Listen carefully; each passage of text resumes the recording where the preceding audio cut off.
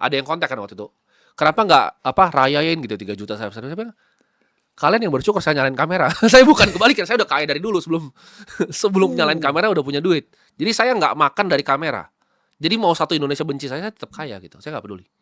Makanya saya nggak pernah ngerasa kepleset atau apa, karena selama itu opini yang saya memang keluarkan, masyarakat kan bisa tiba-tiba nggak suka sama orang.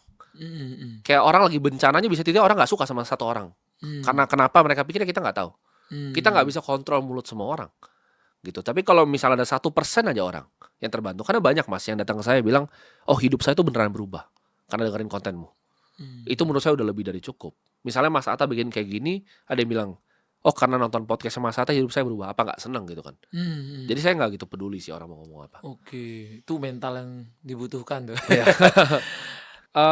Tanggapin atau nggak tanggapin suatu masalah itu nggak masalah gitu.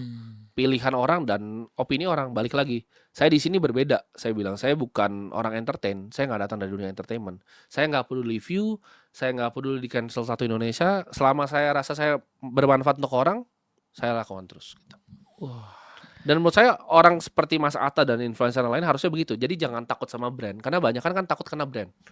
Mereka takut ketika kena cancel brandnya ngambil mereka. Makanya saya encourage untuk kreator, mereka punya usaha di belakangnya. Jadi jangan cuma reliant on brand doang. Cuma mereka punya usaha yang ketika brandnya ini cabut dari mereka, ya ini masih bisa beroperasi tanpa takut.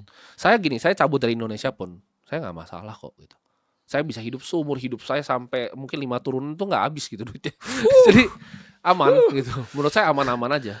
Oke. Aman-aman aja. Percaya diri tinggi nih mas. Ya, selama saya nggak melakukan hal-hal yang